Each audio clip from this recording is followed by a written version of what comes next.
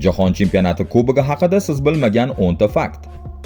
Jahon chempionati kubogini hamma taniydi. O'sha oltin rangdagi afsonaviy sovrin, futbolchilarning uni boshlari uzra baland ko'tarayotgan lahzalari, sekinlashtirilgan kadrlar, havoga sochilgan zarlar va ko'z o'ngimizda yozilayotgan tarix, bularning barchasi futbolning eng buyuk sahnasini yaratadi. Lekin bir gap bor. Ko'pchilik bu kubok haqida faqat uning tashqi ko'rinishini biladi xolos. Aslida esa bu sovrin ortida juda qiziq, hatto ayrimlari shok qiladigan sirlar yashiringan. Shuning uchun bugungi videoda biz oddiy faktlardan tashqariga chiqamiz. Siz hozir FIFA Jahon chempionati kubogi haqida ko'pchilik bilmaydigan 10 ta faktni bilib olasiz va ishoning, ulardan ba'zilari futbol tarixidagi eng mashhur sovringa bo'lgan qarashingizni butunlay o'zgartirib yuboradi. Asl kubok, ya'ni original trofey.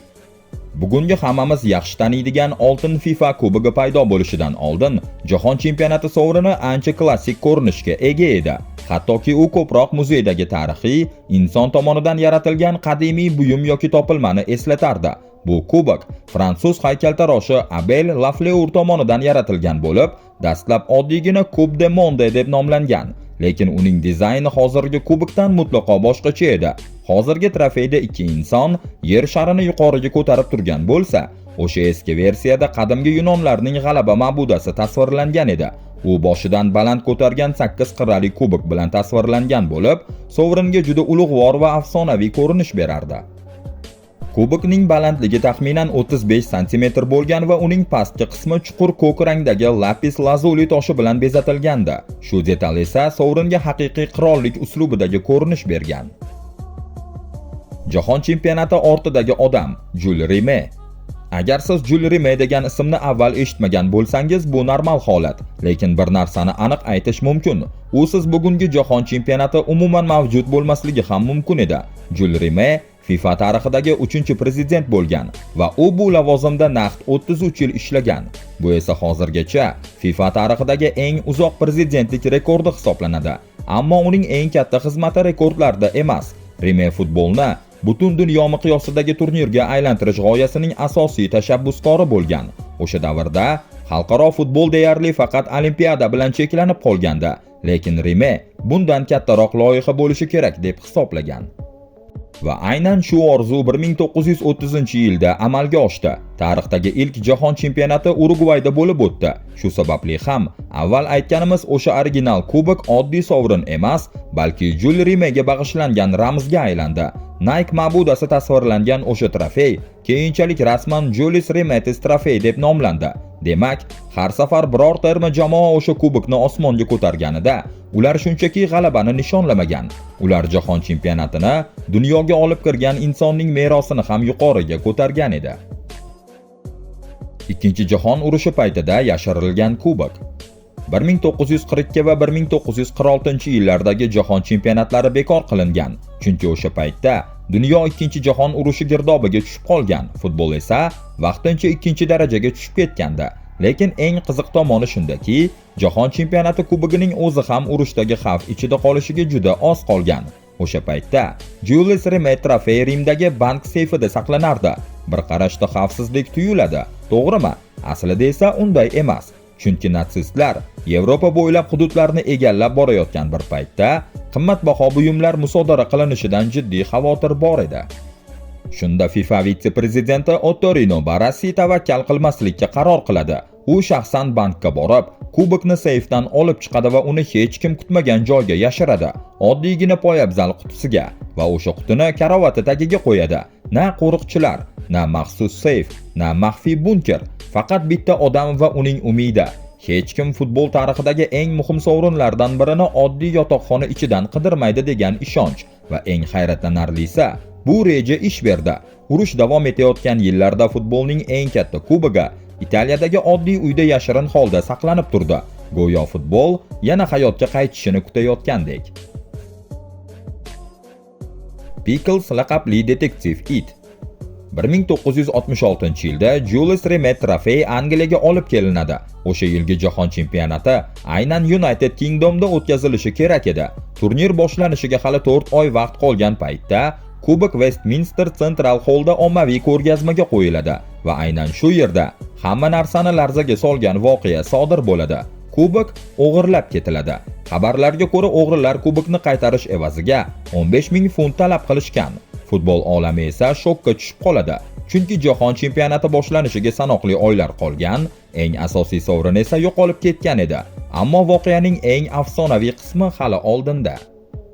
Oradan roppa-rosa bir hafta o'tgach, kubokni oddiy bir it topib beradi. Uning nomi Pickles edi. Oq-qora rangli, oddiy aralash zotli kuchuk it kubokni Upper Norwooddagi uylar yonidagi butalar orasidan topib oladi. Kubok gazeta qog'oziga o'ralgan holda tashlab ketilgan edi. O'sha paytda it egasi Dave Corbett bilan sayr qilib yurgan bo'lgan. Bu voqeadan keyin Dave 6000 funt mukofot oladi. Pickles esa umrining oxirigacha bepul ovqat bilan ta'minlanadi. Shundan keyin Angliya futbol assotsiatsiyasi original kubokni ko'rgazmalarda ishlatishni to'xtatgani aytiladi. Ular xavfsizlik uchun replika, ya'ni nusxa versiyasini tayyorlashadi, lekin FIFA bunga ruxsat bermasligini bildiradi.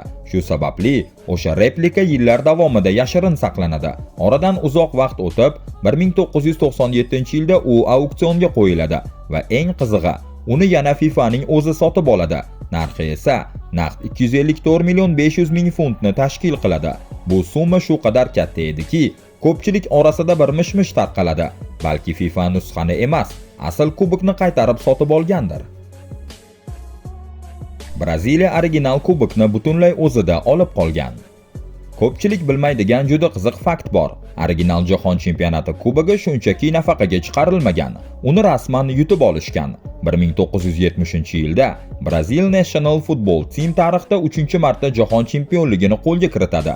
O'sha afsonaviy tarkibga esa futbol qiroli Pele boshchilik qilayotgandi va aynan shu yerda Julio Reme tomonidan oldindan belgilab qo'yilgan qoidalar ishga tushadi. Unga ko'ra, qaysi davlat jahon chempionatida 3 marta g'olib chiqsa, original kubokni o'zida abadiy olib qolish huquqiga ega bo'lardi. Natijada Julius Rimet trofey butunlay Braziliyaga topshiriladi. Shu tariqa Braziliya futbol tarixida jahon chempionati kubogiga to'liq egalik qilgan yagona davlatga aylanadi. Keyinchalik kubok Rio de Janeyrodagi Braziliya futbol konfederatsiyasi shtab-kvartirasiga joylashtiriladi. U o'q o'tmaydigan maxsus oynali vitrinada saqlanardi. Qog'ozda qaraganda hammasi ideal edi. Yuqori xavfsizlik, himoya, deyarli tegib bo'lmaydigan darajadagi qo'riqlash. Lekin futbol tarixidagi eng mashhur sovrinlardan biri uchun bu voqea hali yakun topmagan edi. Yana bir o'g'irlik.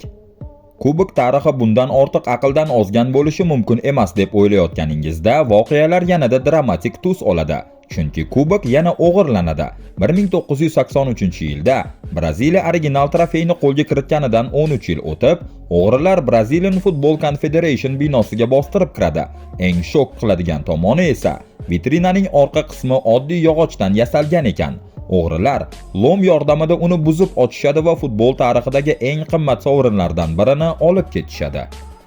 Keyinchalik 4 kishi qo'lga olinadi va sud qilinadi, ammo kubokning o'zi hech qachon topilmaydi. Eng ko'p ishoniladigan taxminga ko'ra, trofey deyarli darhol eritib yuborilgan va qismlarga bo'lib sotilgan. Bu esa bitta dahshatli haqiqatni anglatadi. 1930-yildan beri mavjud bo'lgan original jahon chempionati kubogi bugungi kunda endi mavjud emas. Undan saqlanib qolgan yagona qism lapis lazuli toshidan ishlangan pastki baza xolos. Hozir u FIFAning Syurixdagi shtab-kvartirasida saqlanmoqda. Braziliya esa bu yo'qotishdan keyin jim qarab turmaydi. 1984-yilda ular kubokning yangi replikasini yasatishadi va uni o'sha davrdagi prezident Joao Figueiredoga topshirishadi. Butunlay yangi kubokning yaratilishi. Julius Rimet trofey butunlay Braziliyaga topshirilgach, FIFA katta muammo oldida qoladi. Endi ular yangi jahon chempionati kubogini yaratishi kerak edi va bu safar FIFA ehtiyotkor yo'lni tanlamaydi. Ular eski dizaynni biroz o'zgartirish o'rniga hammasini noldan boshlashga qaror qiladi. Turli davlatlardan kelgan haykaltaroshlar jami 53 ta dizayn taqdim etishadi. Yakunda esa g'olib loyiha italiyalik rassom va haykaltarosh Silvio Gazzaniganiki bo'ladi va eng qizig'i aynan o'sha dizayn bugungi kungacha ishlatilmoqda. Hozirgi FIFA jahon chempionati kubogi taxminan 36,8 cm balandlikka ega. U 18 karatli oltindan ishlangan bo'lib, pastki qismi 2 qatlam yashil malahit toshi bilan bezatilgan. U original trofeyga qaraganda og'irroq, zamonaviyroq va ancha dinamik ko'rinishga ega. So'nggi hisob-kitoblarga ko'ra uning qiymati $150 ming ham yuqori, lekin real ma'noda bu kubokning narxini pul bilan o'lchab bo'lmaydi. Ammo kubokni haqiqatan ham afsonaga aylantiradigan narsa uning ortidagi g'oya. Silvio Gazzaniga bu dizaynni vaqt ichida muzlatib qo'yilgan lahza deb ta'riflagan. Kubokda pastdan yuqoriga ko'tarilib borayotgan ikki inson tasvirlangan bo'lib, ular yer sharini osmonga ko'tarmoqda. Go'yo butun futbol o'yini aynan futbolchilar yelkasida yuqoriga ko'tarilayotgandek. Uni yutish mumkin, lekin o'zingizda olib qola olmaysiz. Oldinlari jahon chempioni bo'lgan jamoa original kubokni keyingi mundialgacha o'zida saqlab turardi. Julius Rimet trofey davrida tizim aynan shunday ishlagan. Lekin barcha o'g'irliklar, xavfsizlik muammolari va yo'qolishlardan keyin FIFA qoidalarni o'zgartirishga qaror qiladi.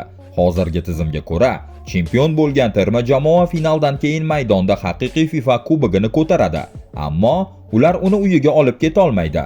Buning o'rniga jamoaga oltin bilan qoplangan maxsus replika topshiriladi. U rasmiy ravishda FIFA World Cup Winners Trophy, ya'ni FIFA jahon chempionati g'oliblari kubogi deb ataladi. Tashqi ko'rinishi deyarli bir xil bo'lsa-da, u original kabi sof oltindan tayyorlanmagan. Asl kubok esa kuchli xavfsizlik ostida FIFA Jahon futbol muzeyida saqlanadi. Shuning uchun futbolchilar kubokni osmonga ko'tarib bayram qilayotganini ko'rganingizda bir narsani yodda tuting. Ular tarixni faqat bir necha daqiqaga qo'llarida ushlab turishadi. Keyin esa uni qaytarishga majbur bo'lishadi. Kubok aslida ko'ringanidek emas. FIFA Jahon chempionati kubogining tepasidagi oltin yer shari bir qarashda sof va to'liq oltindan ishlangandek ko'rinadi. To'g'rimi? Aslida esa unday emas. Kimyogar va ilmiy tadqiqotchi Martin Polikovning aytishicha, kubokning yuqori qismidagi yer shari ichi bo'm-bo'sh qilib tayyorlangan. Chunki agar u haqiqatan ham to'liq oltindan yasalganida, kubokning vazni taxminan 70 kilogramm bo'lib ketardi. Bir tasavvur qilib ko'ring, uni bosh ustiga ko'taradi, jamoadoshlari bilan aylantiradi, bir-biriga uzatadi, g'alabani nishonlaydi. Agar kubok deyarli katta yoshli odam vaznidek og'ir bo'lganida, bunday bayramni qilishning iloji bo'lmasdi. Hozirgi FIFA kubogining vazni 6 kilogrammni tashkil qiladi. Bu ham yengil emas albatta, lekin chempionlik hissiyotida futbolchilar uni bemalol osmonga ko'tara olishadi. Kubokdagi joy tugab bormoqda. 1974-yildan beri har bir jahon chempioni nomi FIFA kubogining pastki qismiga o'yib yozib kelinadi. Lekin hozirgi hisob-kitoblarga ko'ra kubokda yangi nomlar uchun juda kam joy qolgan. Atiga yana bir nechta chempion sig'ishi mumkin xolos va joy tugaganidan keyin hammasi to'xtaydi. Endi boshqa nom qo'shib bo'lmaydi. Bu esa yaqin kelajakda FIFA muhim qaror qabul qilishiga to'g'ri keladi degani. Yo kubokning pastki qismini qayta dizayn qilishadi yoki umuman yangi jahon chempionati kubogini yaratishadi. Eng qizig'i esa bu lahza unchalik uzoq emas. Shuning uchun endi haqiqiy savol tug'iladi. Futbol tarixidagi eng mashhur sovrindagi oxirgi joylarni qaysi davlatlar egallaydi va tarixga nomini navbatdagi bo'lib qaysi terma jamoa yozdiradi? O'zbekistonmikin? Nima deysiz? Agar video sizga yoqqan bo'lsa, albatta like bosishni unutmang. Kanalga obuna bo'ling va izohlarda o'z taxminlaringizni yozib qoldiring. Keyingi videolarda uchrashguncha salomat bo'ling.